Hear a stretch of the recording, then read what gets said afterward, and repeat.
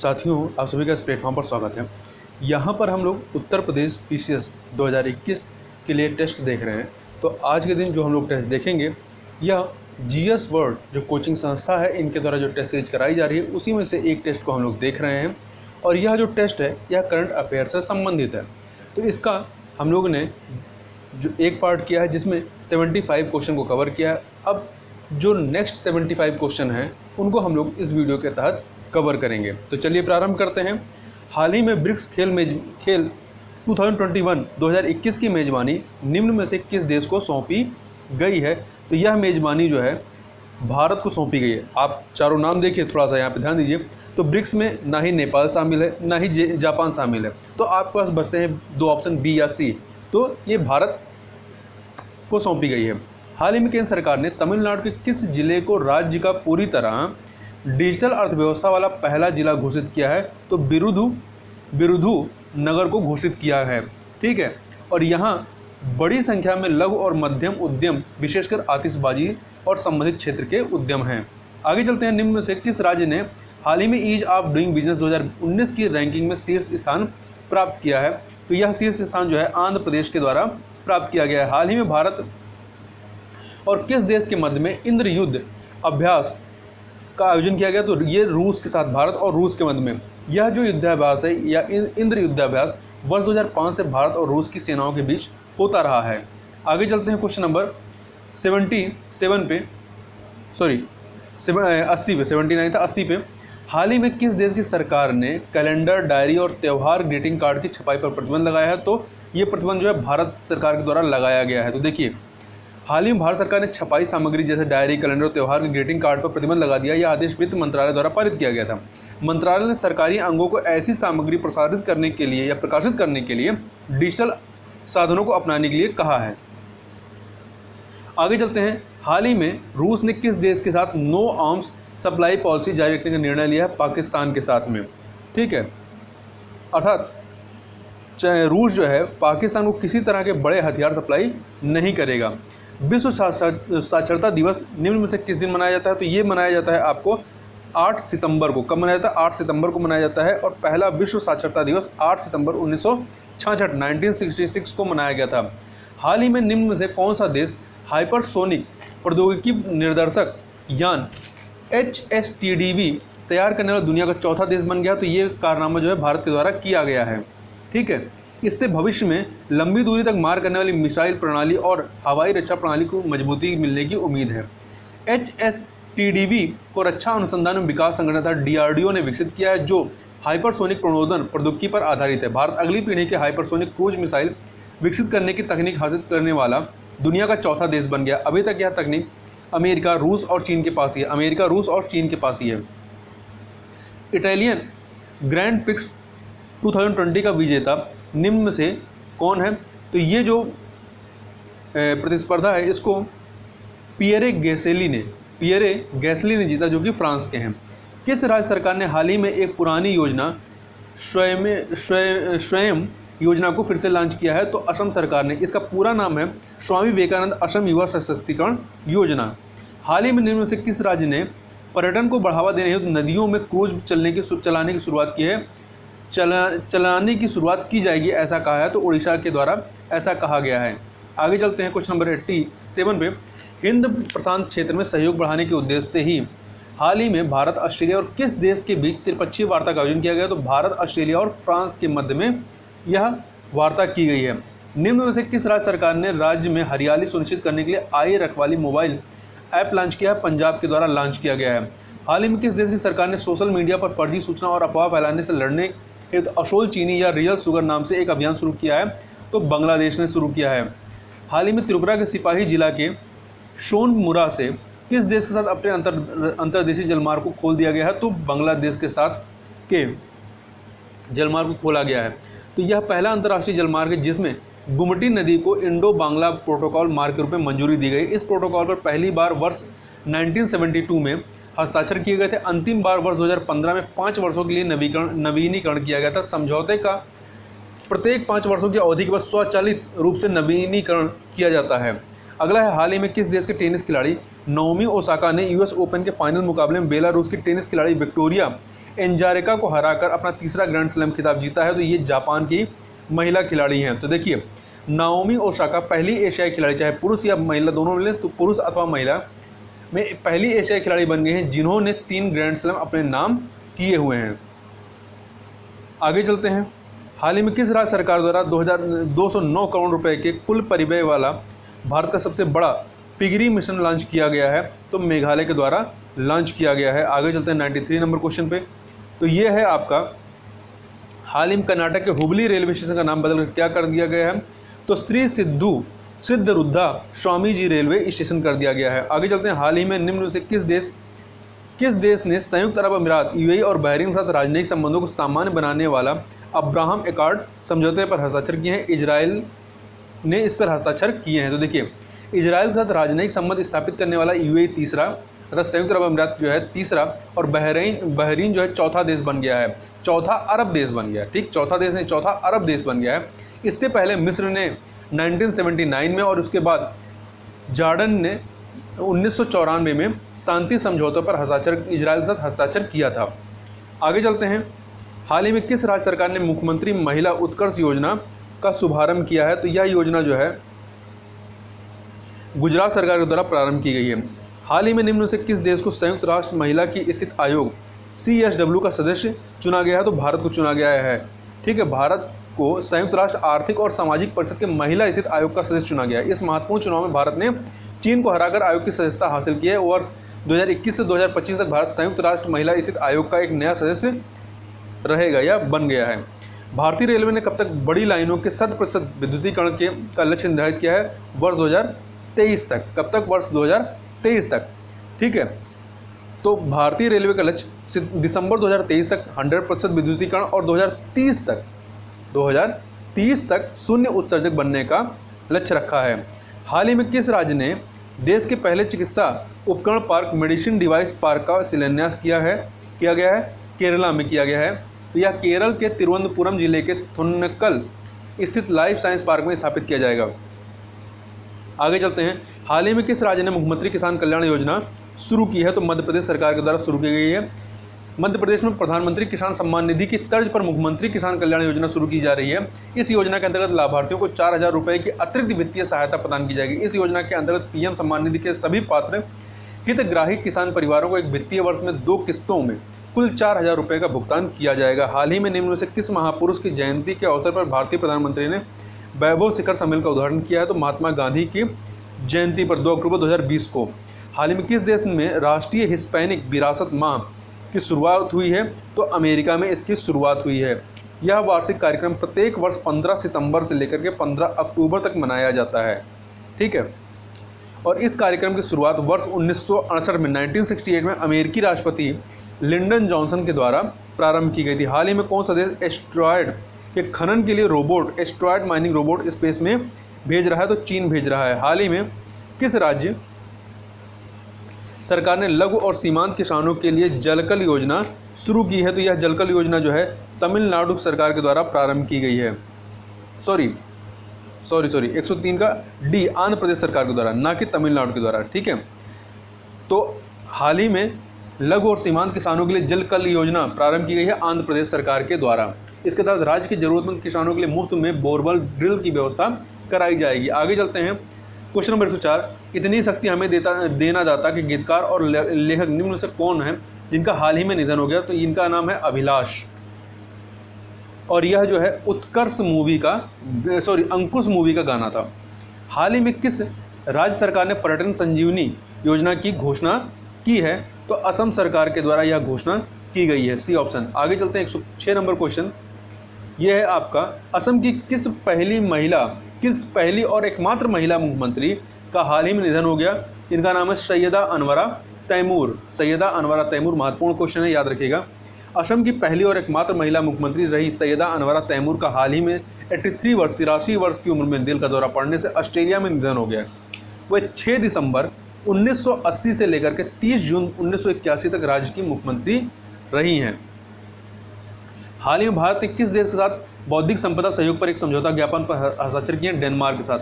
केंद्र सरकार ने हाल ही में SBI का चेयरमैन किसे नियुक्त किया है? दिनेश कुमार खारा को नियुक्त किया है, जिन्होंने रजनीश कुमार की जगह ली है। 2020 के भौतिक के नोबेल पुरस्कार से निम्न में से किन वैज्ञानिकों को सम्मानित किया गया है? तो रोजर पेनरोस, राइनहार्ड गेंजल और आद्रे गेज को, जिन्होंने इन 3 वैज्ञानिकों की खोज अंतरिक्ष में मौजूद ब्लैक होल से जुड़ी हुई है। हाल ही में किस राज्य सरकार ने ग्रामीण इलाकों के लिए डिजिटल सेवा सेतु कार्यक्रम की घोषणा की है? तो गुजरात सरकार के द्वारा घोषणा की गई है। हाल ही में भारत सरकार की ओर से गांधी जयंती पर किस देश को 41 एम्बुलेंस और 6 स्कूल बसें उपहार में दी गई हैं? तो नेपाल को दी गई हैं। आगे चलते हैं, क्वेश्चन नंबर 118, निम्न में से किस मंत्रालय ने दुनिया भर में भारतीय समुदाय के लोगों से जुड़ने हेतु वैश्विक प्रवासी रिश्ता पोर्टल और ऐप की शुरुआत की है? तो विदेश मंत्रालय के द्वारा यह प्रारंभ किया गया। प्रधानमंत्री नरेंद्र मोदी ने 31 दिसंबर 2020 को वीडियो कॉन्फ्रेंस के माध्यम से गुजरात के किस शहर में एम्स की आधारशिला रखी है? तो राजकोट में यह आधारशिला रखी गई है।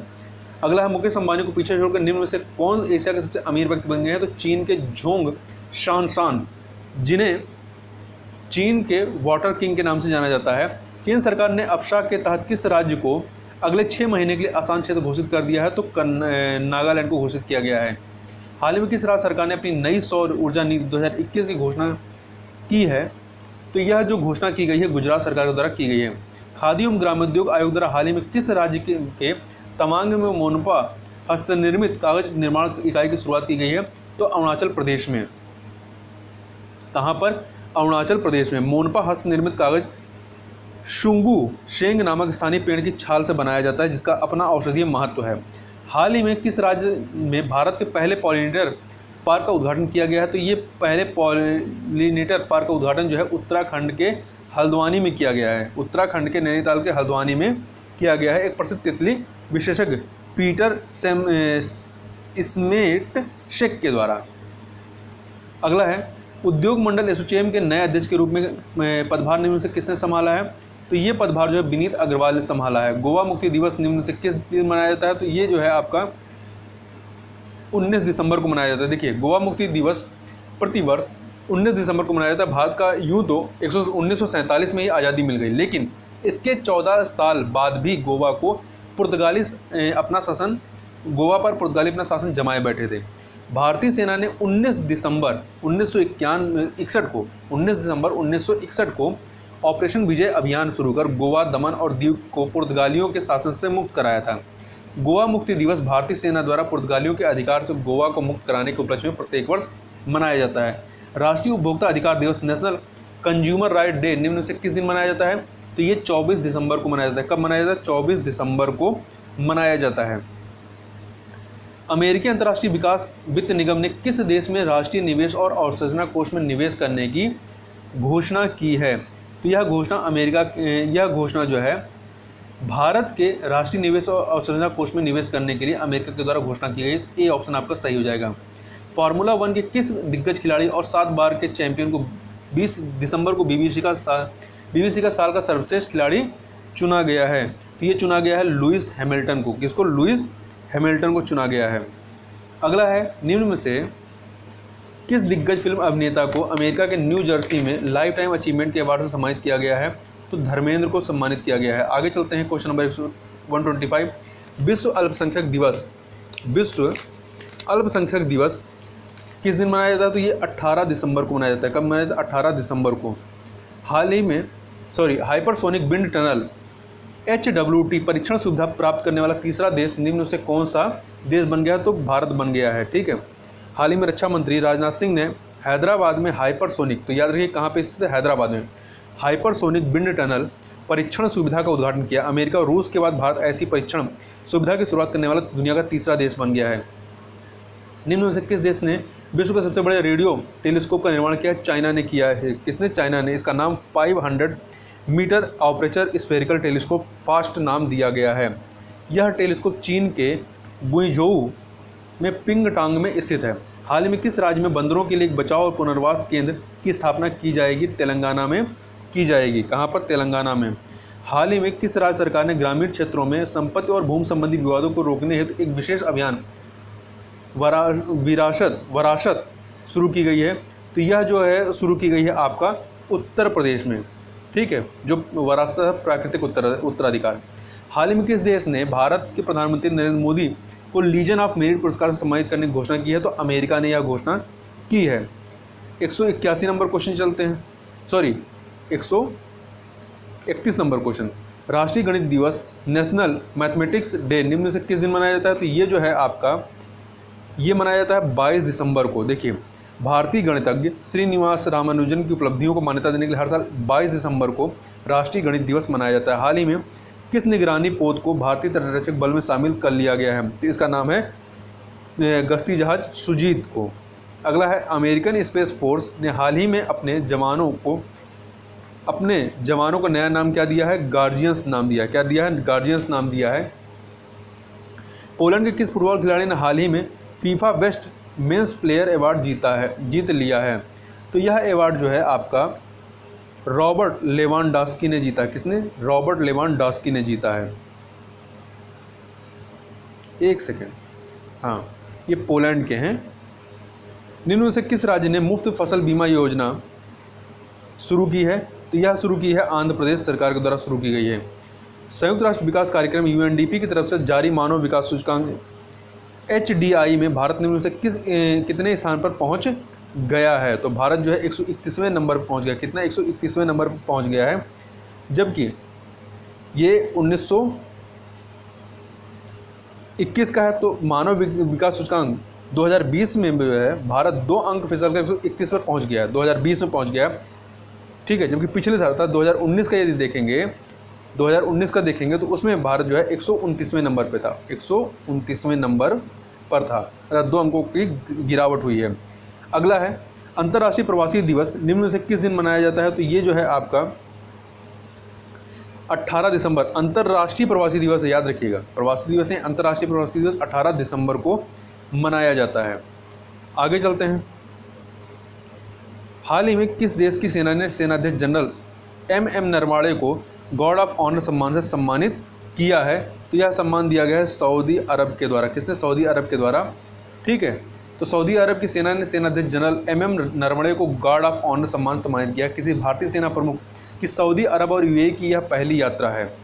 कोरोना वायरस के कारण लगाए गए लॉकडाउन की वजह से इस साल कार्बन डाइऑक्साइड के वैश्विक उत्सर्जन में निम्न से कितने प्रतिशत की कमी आई है या दर्ज की गई है? 7% की कमी दर्ज की गई है। हाल ही में किस बैंक ने आत्मनिर्भर महिला स्वर्ण योजना शुरू की है? तो यह है बैंक ऑफ बड़ौदा। कौन सा बैंक है? बैंक ऑफ बड़ौदा है। विश्व आर्थिक मंच 2021 निम्न में से कहाँ आयोजित किया जाएगा? तो यह सिंगापुर में आयोजित किया जाएगा। साल 1971 में हुई स्थापना के बाद से यह दूसरा मौका है जब फोरम का, ये वर्ल्ड इकोनॉमिक फोरम का जो बैठक है स्विट्जरलैंड के बाहर आयोजित किया जाएगा। अगला है, मानवाधिकार दिवस 2020 के लिए विषय क्या थे? तो ये है फिर से बेहतर मानव अधिकारों के लिए खड़े हो जाओ, ये इसकी थीम थी या विषय रहा है। हाल ही भारतीय मूल के किस सांसद को कांग्रेशनल प्रोग्रेसिव कॉकस CPC के अध्यक्ष के तौर पर चुना गया है? तो प्रमिला जयपाल को चुना गया है। आगे चलते हैं, क्वेश्चन नंबर 144, जलवायु परिवर्तन प्रदर्शन सूचकांक 2021 में भारत निम्न में से किस स्थान पर है? तो भारत जो है आपका 10वें नंबर पे है। किस पे है? 10वें नंबर पर भारत है, ठीक है। तो देखिए, जलवायु परिवर्तन प्रदर्शन सूचकांक 2021 में भारत 10वें स्थान पर बना है। भारत लगातार दूसरे वर्ष शीर्ष 10 में बना हुआ है, जबकि हालांकि भारत 2019-20 में 9वें स्थान से इस साल एक स्थान नीचे खिसक गया है। लेकिन देश ने जलवायु संरक्षण की दिशा में 2014 में 31वें स्थान से अपनी रैंकिंग में लगातार सुधार किया। सूचकांक में स्वीडन 4थे पर, UK 5वें पर लाई करते हैं। अंतर्राष्ट्रीय ओलंपिक समिति ने पेरिस में साल 2024 में होने वाले खेलों में किस खेल को आधिकारिक तौर पर ओलंपिक खेलों का दर्जा दिया है? तो किसको दिया है? ब्रेक डांस को। किसको दिया है? ब्रेक डांस को शामिल किया गया है, ठीक है। और यह जो 2024 में होगा कहाँ पे? तो पेरिस में यह संपन्न किया जाएगा। निम्न में से किस पत्रकार लेखक को उनके उपन्यास द सिटी एंड द सी के तीसरे रविन्द्रनाथ टैगोर साहित्य पुरस्कार सम्मानित किया जाएगा? तो इनका नाम है राजकमल झा। क्या नाम है? राजकमल झा को। राजकमल झा की किताब जो है दिसंबर 2012 के निर्भया सामूहिक दुष्कर्म और हत्या मामले पर आधारित है, जिसे 10 किताबों में से पुरस्कृत के लिए चुना गया। भारतीय मूल के किस हेल्थ एक्सपर्ट को विश्व स्वास्थ्य संगठन फेडरेशन का CEO नियुक्त किया गया है? ठीक है, तो यह नियुक्ति जो है आपका अनिल सोनी की है, अनिल सोनी को नियुक्त किया गया है। अगला है, निम्न में से कौन सा देश चांद पर अपना राष्ट्रीय झंडा फहराने वाला दुनिया का दूसरा देश बन गया है? तो चाइना ने यह कारनामा किया है। ठीक है, किसने किया है? चाइना ने किया है। इससे पहले यह उपलब्धि केवल संयुक्त राज्य अमेरिका द्वारा हर साल 1969 में अपोलो मिशन के दौरान चंद्रमा पर अपना झंडा लगाने के बाद हासिल की गई थी। चीन ने चांग 5 मिशन के दौरान यह ऐतिहासिक उपलब्धि हासिल की, जिसे मिट्टी और चट्टान के नमूने एकत्र करने के लिए चांद पर भेजा गया था। राष्ट्रीय प्रदूषण नियंत्रण दिवस निम्न से किस दिन मनाया जाता है? तो यह जो है 2 दिसंबर को मनाया जाता है। कब मनाया जाता है? 2 दिसंबर को। यह दिवस उन लोगों की याद में मनाया जाता है जिन्होंने 2 से 3 दिसंबर 1984 की रात को भोपाल गैस त्रासदी में अपनी जान गंवा दी। हाल ही में किस राज्य के कीवी को जैविक प्रमाण पत्र ऑर्गेनिक सर्टिफिकेट दिया गया है? तो यह जैविक अवार्ड जो है ये अरुणाचल प्रदेश को दिया गया है। किसको दिया गया? अरुणाचल प्रदेश को दिया गया है। और अरुणाचल प्रदेश कीवी के लिए यह प्रमाण पत्र प्राप्त करने वाला देश का पहला राज्य बन गया है। ठीक है, तो इस प्रकार से यहाँ पर पूरे 150 क्वेश्चन कंप्लीट हो गए। 75 क्वेश्चन पहले पार्ट में और 75 सेकंड पार्ट में। तो इस प्रकार से इस वीडियो में बस इतना ही। इससे आगे की चीज़ों के लिए मिलते हैं नेक्स्ट वीडियो में। तब तक के लिए बहुत बहुत धन्यवाद।